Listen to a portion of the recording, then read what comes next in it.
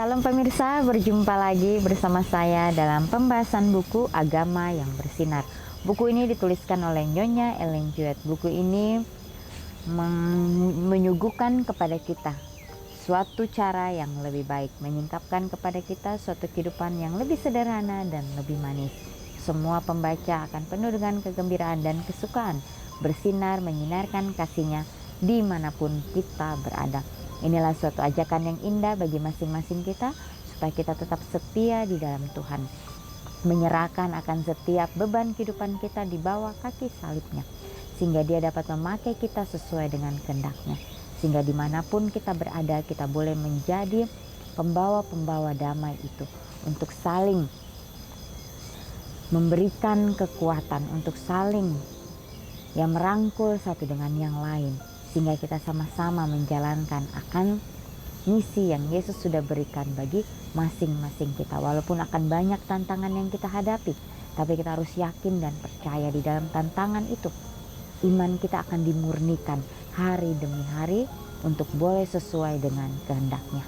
Pada saat ini kembali lagi saya mengundang akan seluruh anggota keluarga dan saudara-saudara semua. Kita dapat berkumpul bersama-sama, kita akan mempelajari nasihat firman Tuhan pada saat ini, dan biarlah rencana-rencana indah Tuhan itu akan menjadi bagian masing-masing kita. Kita akan masuk ke dalam judulnya, Orang Yahudi bersukacita dalam kelepasan dari kematian. Ayatnya terdapat di dalam Ester 8 ayat 16 dan 17. Orang Yahudi telah beroleh kelapangan hati dan sukacita, kegirangan dan kehormatan. Demikian juga di tiap-tiap daerah dan di tiap-tiap kota. Di tempat manapun titah dan undang-undang raja telah sampai, ada sukacita dan kegirangan di antara orang Yahudi, dan perjamuan serta hari gembira.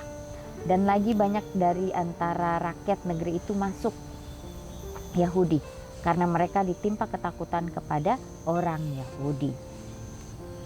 Darius Histaspes yang dibawa pemerintahannya orang-orang Yahudi telah mendapatkan perlakuan yang baik.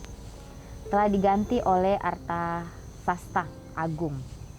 Selama pemerintahannya lah orang-orang Yahudi yang tidak menghiraukan pekabaran supaya melarikan diri telah dipaksa menghadapi krisis yang mengerikan. Oleh karena tidak mau memanfaatkan jalan kelepasan yang disediakan Tuhan, kini mereka harus berhadapan muka dengan kematian. Dalam pemeliharaan Tuhan, Ester, seorang wanita Yahudi yang takut akan Yang Maha Tinggi, telah dijadikan permaisuri kerajaan Media Persia. Mordekai adalah keluarga dekat dengan dia. Di dalam bahaya yang sangat mengancam, mereka memutuskan untuk menghadap Raja Ahasweros demi keselamatan bangsa mereka. Ya, jadi ini bangsa Yahudi ini terancam, ya, bagaimana mereka ini akan menghadapi suatu kematian. Ya, tetapi di sini bagaimana pemeliharaan Tuhan melalui Ester adalah seorang wanita Yahudi yang takut akan Yang Maha Tinggi atau yang takut akan Tuhan. Ya, telah dijadikan permaisuri kerajaan Media Persia. Dan disinilah Ester akan memohon kepada Raja Ahasweros demi keselamatan bangsanya. Ya, jadi satu hal yang mungkin kita menghadapi di dalam kehidupan kita, kesulitan yang kita hadapi di detik-detik terakhir kehidupan kita. Bila mana kita berserah kepada Tuhan, bila mana kita mempunyai hubungan dengan Tuhan, yaitu hubungan yang baik melalui doa-doa kita, maka Tuhan akan mendengar. Dia akan memberikan kita kelepasan dari kematian itu.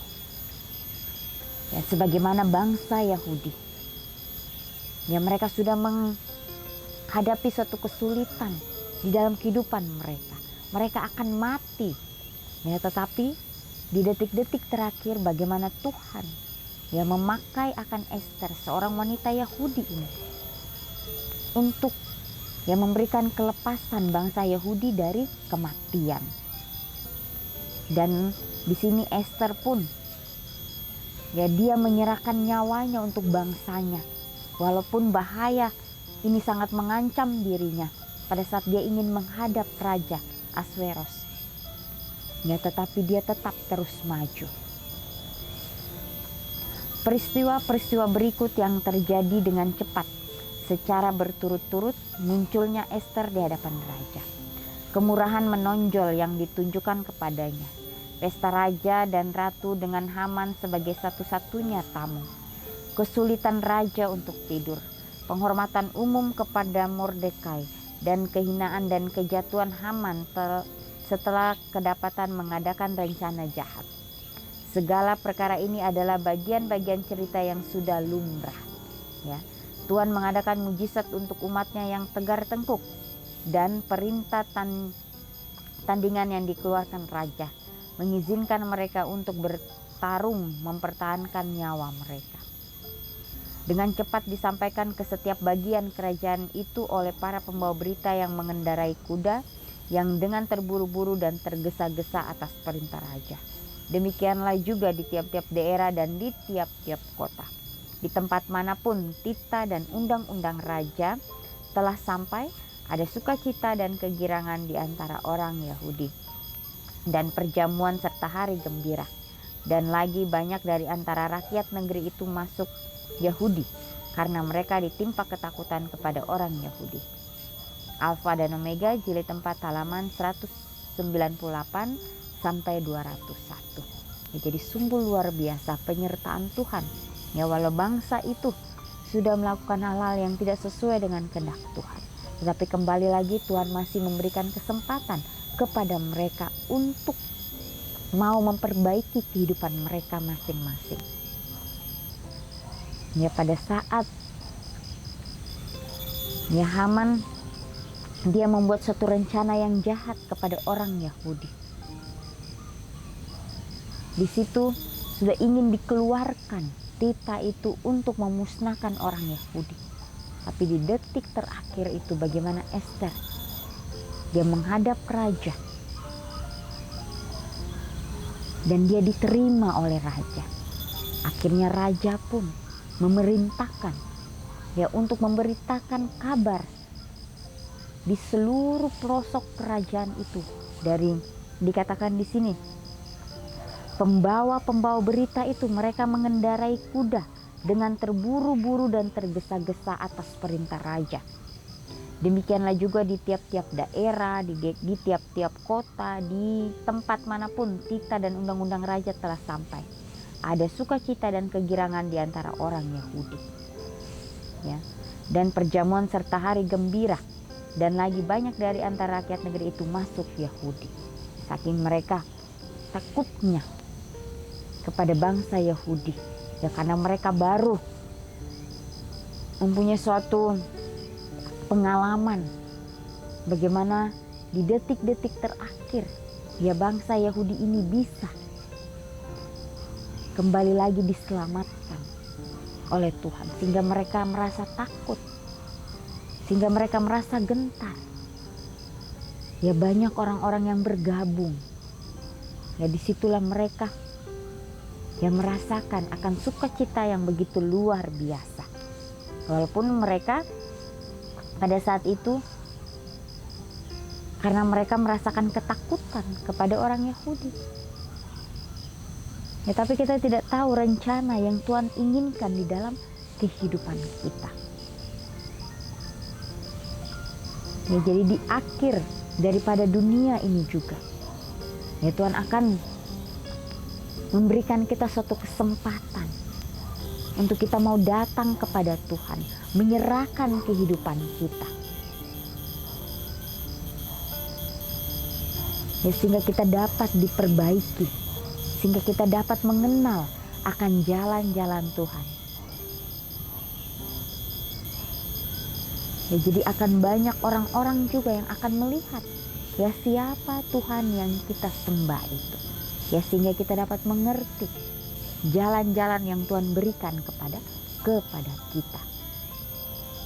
Jadi betapa pentingnya untuk kita menyerahkan kehidupan kita sepenuhnya kepada Tuhan. Ya, sebagaimana Ester. Ya, dia mempertaruhkan nyawanya untuk bangsanya. Ya karena apa? Karena pada saat dia ingin menghadap raja, ya raja harus memanggil terlebih dahulu. Ya tidak sembarangan untuk menghadap raja. Sehingga pada saat dia ingin menghadap raja, dia berdoa dengan sungguh-sungguh sehingga dia dapat diterima. Sehingga apa yang dia sampaikan, raja dapat menerima itu di dalam kehidupannya. Ya sehingga raja akan mengambil suatu keputusan. Ya walaupun Esther ya merasakan bahwa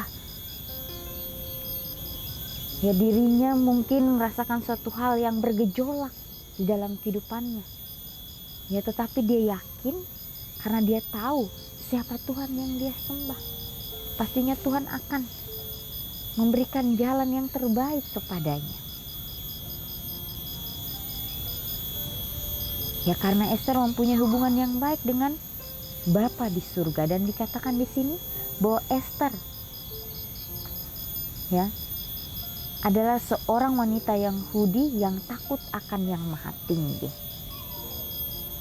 Ya bagaimana dia